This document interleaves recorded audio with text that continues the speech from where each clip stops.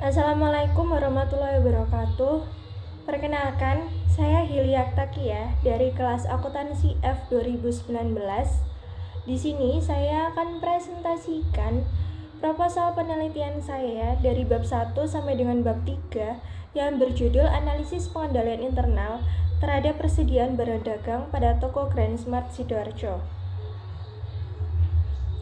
Pada bab 1 terdapat latar belakang, rumusan masalah, tujuan penelitian, dan fokus penelitian. Pertama-tama, saya akan membacakan latar belakang. Persediaan pada perusahaan dagang merupakan persediaan yang dibeli dari supplier dengan tujuan untuk dijual kembali untuk mendapatkan keuntungan. Tanpa adanya persediaan, perusahaan tidak dapat melakukan kegiatan penjualan. Sedangkan pengendalian persediaan sendiri merupakan pengumpulan atau penyimpanan komoditas untuk memenuhi permintaan kebutuhan dari konsumen karena pengendalian persediaan menentukan dan menjamin tersedianya persediaan. Manfaat dari pengendalian persediaan adalah mengantisipasi kebutuhan mendesak dari perusahaan untuk memenuhi kebutuhan dari pengguna. Yang kedua adalah rumusan masalah. Rumusan masalah yang akan dibahas dalam penelitian ini adalah bagaimana penerapan sistem pengendalian internal persediaan pada toko Grand Smart Sidoarjo. Tujuan penelitian. Tujuan penelitian yang akan dilakukan dalam usulan penelitian ini adalah untuk mengetahui bagaimana sistem pengendalian internal persediaan pada barang dagang toko Grand Smart Sidoarjo. Fokus penelitian. Fokus penelitian pada penelitian ini adalah pada persediaan barang dagang di toko Grand Smart Sidoarjo. Pada bab 2 terdapat landasan teori dan kerangka berpikir. Pada landasan teori yang pertama disebutkan sistem pengendalian internal. Menurut Mulyadi 2008, pengendalian internal merupakan suatu proses yang dilakukan untuk mencapai tujuan organisasi yang terdiri dari berbagai kebijakan prosedur, teknik, peralatan fisik, dokumentasi, dan manusia. Sebagai salah satu komponen terpenting dalam menjalankan sebuah perusahaan, sistem pengendalian internal haruslah memenuhi standar yang telah ditetapkan. Selain untuk menghasilkan laporan keuangan yang akurat dan tepat, sistem pengendalian internal ini juga digunakan sebagai pencegahan kerugian yang terjadi pada sumber daya perusahaan dan juga untuk memastikan apakah sudah patuhnya kebijakan yang ditetapkan oleh manajemen perusahaan yang dijalankan. Yang kedua, pengendalian persediaan. Menurut Sofyan Aswari pada 1983, pengendalian persediaan merupakan suatu kegiatan untuk menentukan komposisi persediaan komponen setiap perakitan, bahan baku, bahan hasil atau produk, sehingga perusahaan dapat mempertahankan kelancaran produksi dan penjualan serta kebutuhan-kebutuhan pembelajaran perusahaan dengan efektif dan efisien. Dengan demikian dapat dipahami bahwa dengan adanya pengendalian persediaan, barang maka akan mempertahankan serta melindungi kelancaran produksi dan penjualan pada perusahaan. Penerapan pengendalian persediaan dalam satu perusahaan dilakukan agar diperoleh jumlah yang tepat dan kualitas yang baik dari barang-barang yang tersedia dalam gudang pada waktu yang dibutuhkan, yaitu barang akan dikeluarkan dari dalam gudang dengan biaya yang dikeluarkan minimum sehingga perusahaan memperoleh keuntungan.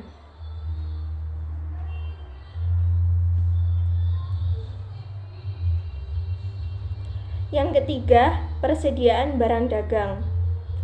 Persediaan barang dagang sebagai salah satu aset penting dalam perusahaan yang mempunyai nilai yang cukup besar serta mempunyai pengaruh terhadap besar kecilnya biaya operasi, perencanaan dan pengendalian. Perencanaan dan pengendalian persediaan merupakan suatu kegiatan penting yang mendapatkan perhatian khusus dari manajemen perusahaan. Oleh karena itu, persediaan sangatlah berpengaruh terhadap keberlangsungan perusahaan. Menurut Rudy Wahyudi pada 2015, untuk dapat memahami persediaan dapat dikelompokkan menurut jenis dan posisi barang tersebut. Yang pertama, ada persediaan bahan baku. yang kedua ada persediaan bagian produk, dan yang ketiga ada persediaan bahan-bahan pembantu, yang keempat ada persediaan barang setengah jadi, dan yang kelima persediaan barang jadi. Kerangka berpikir. Yang pertama ada sistem pengendalian internal, yang kedua ada pengendalian persediaan, yang ketiga ada persediaan barang dagang. Pada persediaan barang dagang ini terdapat 5 jenis persediaan barang dagang. Yang pertama adalah persediaan barang baku. Persediaan bahan baku merupakan persediaan dari barang-barang yang dibutuhkan untuk proses produksi. Barang ini bisa diperoleh dari sumber-sumber alam atau dibeli dari supplier yang menghasilkan barang tersebut. Yang kedua, persediaan bahan produk merupakan persediaan barang-barang yang terdiri dari produk yang diterima dari perusahaan lain. Yang ketiga, persediaan bahan pembantu merupakan persediaan barang-barang yang diperlukan dalam proses produksi untuk membantu kelancaran produksi, tetapi tidak merupakan bagian dari barang jadi. Yang keempat, persediaan barang setengah jadi merupakan barang-barang yang belum berupa barang jadi, akan tetapi masih diproses lebih lanjut sehingga menjadi barang jadi. Dan yang kelima, yang terakhir, persediaan barang jadi merupakan barang-barang yang selesai diproses atau diolah dalam pabrik dan siap untuk disalurkan kepada distributor, pengecer, atau langsung dijual kepada pelanggan.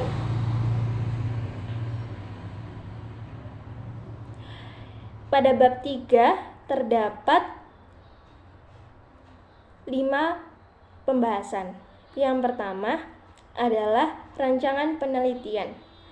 Menurut Arikunto 2006, rancangan penelitian yang digunakan dalam penelitian ini adalah deskriptif kualitatif yang bersifat menggambarkan, memaparkan, dan menguraikan objek yang diteliti. Penelitian deskriptif kualitatif bisa berupa penelitian dengan metode atau pendekatan studi kasus. Penelitian ini memusatkan diri secara intensif pada satu objek tertentu yang mempelajarinya sebagai satu kasus.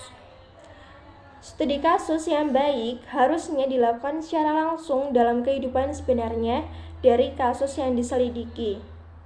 Walaupun demikian, data studi kasus dapat diperoleh tidak saja dari kasus yang diteliti, tetapi juga dapat diperoleh dari semua pihak yang mengetahui dan mengenal kasus tersebut dengan baik melalui eksplorasi dari sistem yang terikat atau dari berbagai macam kasus yang dari waktu ke waktu melalui pengumpulan data yang mendalam serta melibatkan berbagai sumber informasi yang kaya dalam satu konteks.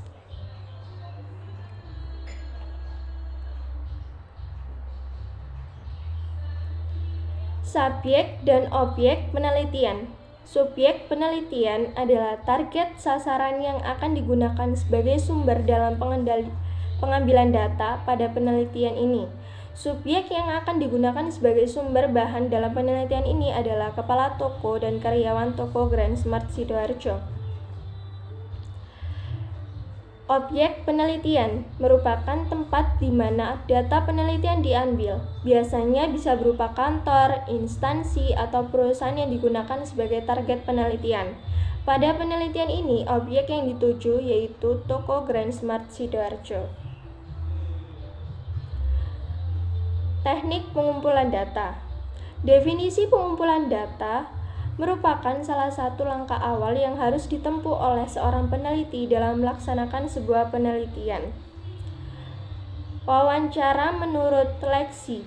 Wawancara adalah percakapan antara dua orang atau lebih dan berlangsung antara pewawancara yang mengajukan pertanyaan dan narasumber yang memberikan jawaban atas pertanyaan itu. Dokumentasi. Menurut Suharsini Arikunto pada 2006, dokumentasi adalah mencari data mengenai hal-hal yang berupa catatan, transkrip, buku, surat kabar, majalah, agenda, dan sebagainya. Validitas data. Menurut Susanto 2013, validitas dalam penelitian kualitatif didasarkan pada kepastian apakah hasil penelitian sudah akurat dari sudut pandang peneliti, partisipasi, atau pembaca secara umum. Istilah validitas dalam penelitian kualitatif dapat disebut pula dengan trustworthiness, authenticity, dan credibility threshold. Dalam penelitian kualitatif, uji reliabilitas dilakukan dengan mengaudit keseluruhan proses penelitian. Caranya dilakukan oleh auditor yang independen, yaitu dosen pembimbing skripsi, untuk mengaudit keseluruhan aktivitas peneliti dalam melakukan penelitian. Bagaimana peneliti mulai menentukan masalah, memasuki lapangan, menentukan sumber data, melakukan analisis data, melakukan uji keabsahan, dan sampai kesimpulan yang harus ditunjukkan oleh peneliti.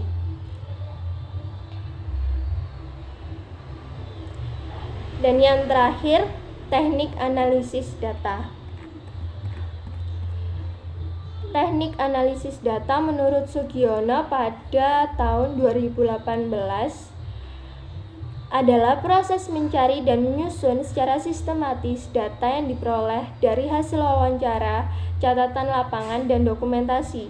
Dengan cara mengorganisasikan data ke dalam kategori, menjabarkan ke dalam unit-unit, melakukan sintesa, menyusun ke dalam pola, memilih mana yang penting dan yang akan dipelajari, dan membuat kesimpulan sehingga mudah dipahami oleh diri sendiri maupun orang lain.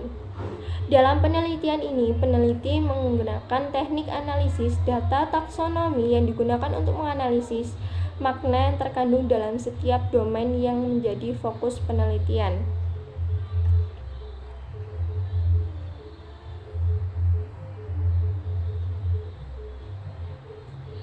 Baik, itu tadi presentasi dari saya. Kurang lebihnya mohon dimaafkan. Wassalamualaikum warahmatullahi wabarakatuh.